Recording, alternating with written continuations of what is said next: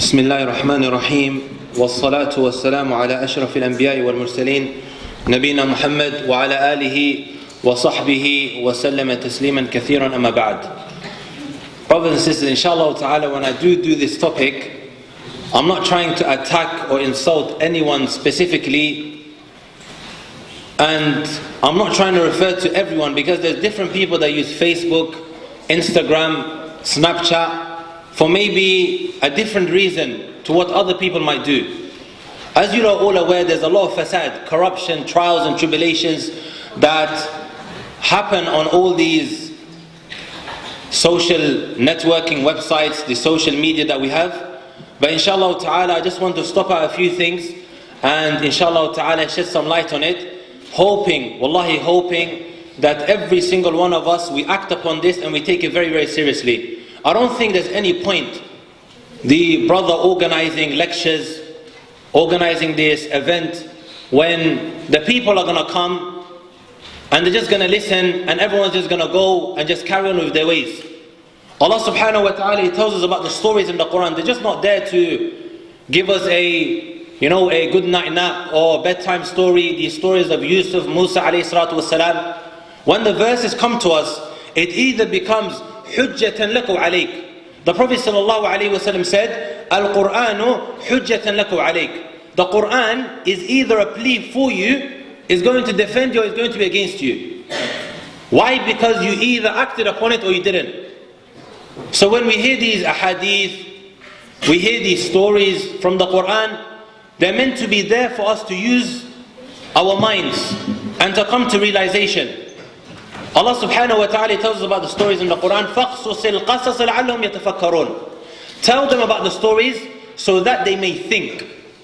So that they may think, they come to realization, they change their lives. And that's a whole different topic anyway, inshallah ta'ala. But brothers and sisters, one thing we need to realize, most of us here, we either have brothers, sisters, whether there's any parents here, I don't know, that have children. Sometimes I think we tend to have too much of good assumptions when it comes to our children or the young brothers and sisters. And also I want to point out as well, having doubts is a disease. Constantly having doubts about people is a disease. But the reality of the situation is that a lot of people that we see to be innocent, a lot of people that we see to be innocent, whether they are brothers, sisters, cousins, whoever it might be. How many girls do you find? And please, I don't want anyone to get upset. I just want to be very, very straight up here and talk the reality. And inshallah ta'ala, we will come to think. How many girls today you find that when they are leaving the home, mashallah, they have the hijab. The mother, the father, everybody knows or thinks that my girl, mashallah, she goes to madrasa. And likewise with the guy, there's no difference. She goes to madrasa, she learns the Quran, she wears the hijab.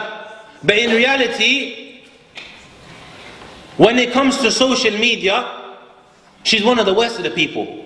She's displaying herself, trying to grab the attention of others, and all sorts. وَكَمْ مِنْ إِمْرَأَةٍ. And how many women are there, because of this social media, they've been corrupted. Wallahi, her hishma, her shyness has gone out the window. What she was before because of the social media. And likewise, Shaykh Sulaiman al-Ruhaili, he says the same thing. And I got this from him. How many women, chaste women, who were in their homes, nobody knows about them, because of this jihad, this mobile phone, with all these different forms of social media. A guy comes and he corrupts the life out of her. And this is the reality of the situation. Sorry for being very, very straight, but me as a person who used to be in these kind of things, whether it was MySpace and all this other stuff that they have, we know the reality that goes on. So we can only relate it to the people. MySpace is a bit old school, isn't it? So inshallah ta'ala, I want to talk about 3 kinds of scenarios.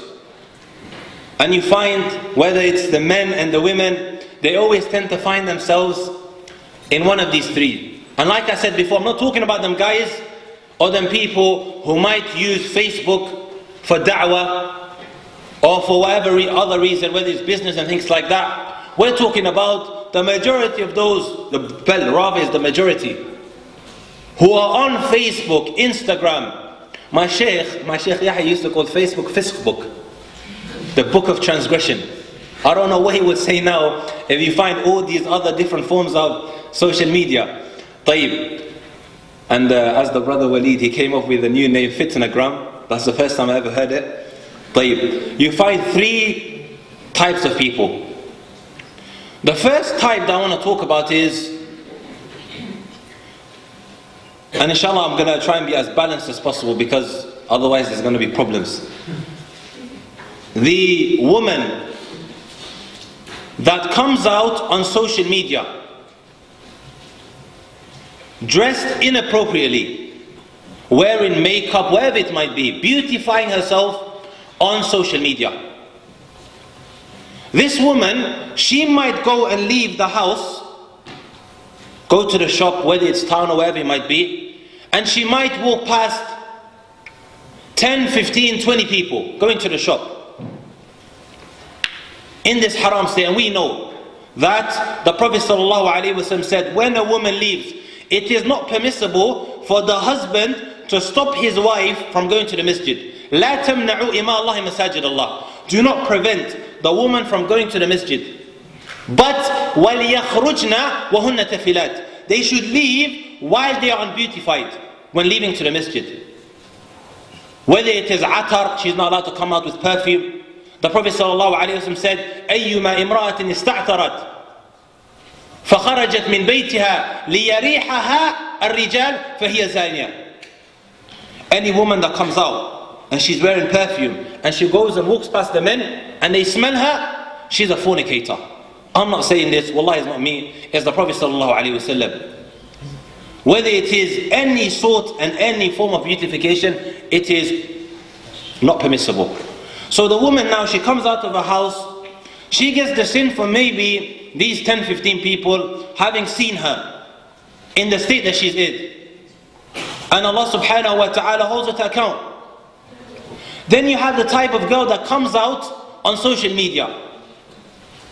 This individual is worse than the one that comes out of her house. Why? Because only 10, 15 people saw her, or 20 people saw her. You have on Facebook, if you have friends and the friends' friends, and then it goes on, the friends' friends' friends. Let's just say each friend has 100 friends. 100 friends. Every single individual now has access to your Facebook and is able to see your face. A lot of the girls, they always say, why do you always pick on the girls? Tell the guy to lower his gaze. And they've got a point. But at the same time, there's a big blame on you as well. Allah subhanahu wa ta'ala does say, وَقُلْ لِلْمُؤْمِنِينَ يَغُضُّ مِنْ أَبْصَارِهِمْ. Tell the believing man to lower his gaze.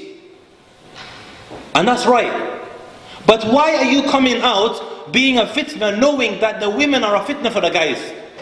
And at the same time, the Prophet ﷺ said, الْمَرْأَةُ عَوْرَةٌ. The woman, she's a awrah. And the Prophet ﷺ said, مَا تَرَكْتُ فِتْنَةً أَضَرُّ عَلَى أُمَّتِي مِنَ النِّسَاءِ. I haven't left a fitna that is more harmful and more great upon my ummah than the women. So the woman comes out and she displays herself, she exposes how she looks on social media. Wallahi, it is fate for this girl that comes out. The hadith of the Prophet ﷺ, when he said, مَنْ دَعَا إِلَى الضَّلَالَةِ. Whoever now calls to misguidance, فَلَهُ إِثْمُ مَنْ تَبِعَهُ مِنْ آثَامِهِ لَا يَنْقُصُ ذَلِكَ مِنْ آثَامِهِ شَيْءٍ. Whoever now calls to misguidance, for him is the sin. Everyone that follows him up on that sin, and that won't take anything away from their sins. So you coming out now, even though you might not say it directly, everybody come look at me, look at her, look, this, that, بِلِسَانِ الْحَالِ, or بِلِسَانِ الْمَقَالِ, sorry, with the actual tongue saying it or writing it down, but that's the reality of the matter. Putting your face on Facebook, not even just a normal picture, but the best form of picture, they stand in the light in order to come out more light or light skin or whatever it might be. when the reality is they look completely different. And that goes to the men as well. That happens to the men as well. And they try to do the exact same thing. But everyone now, أنت مشاركا في الإثم. Allah subhanahu wa ta'ala says, وَلَا تَعَاوَنُوا عَلى الْإِثْمِ وَالْعُدْوَانِ. Do not cooperate in sin and evil. So the guy that now gets attracted to you, and you putting up every single one of them, is what? Cooperating in sin and evil. So they all share out the sin. And that's the reality of the matter. Even though you might not say with your tongue, it carries on. You know how we always hear about يعني the sadaqatun jariyah, the continuous charity that everybody knows about, that it carries on even in your grave. There's something called ithmun jariyah, وَكَذَلِكَ أُجُورٌ jariyah, the continuous reward and the continuous sin. You in your grave can carry on getting reward if you taught someone مَنْ دَعَى إِلَى الْهُدَى كَانَ لَوْ أَجْرَ مِثْلَ مَنْ تَبِعَ لَا يَنْقُصُ ذَلِكَ مِنْ أُجُورِ شَيْئًا. If you taught the hadith and the guy goes and teaches people the hadith, they get the reward for it forever and ever in your grave. And likewise your sin. Likewise the sin of a person. When he falls into sin and this sin is still present amongst the people, it is carrying on. Wallahi, brothers and sisters, how many times have we seen? Because of images.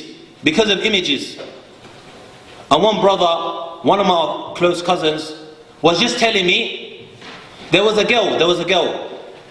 They photoshopped her picture onto what? A naked woman. Because she left it on there. And it carries on. Why? Because of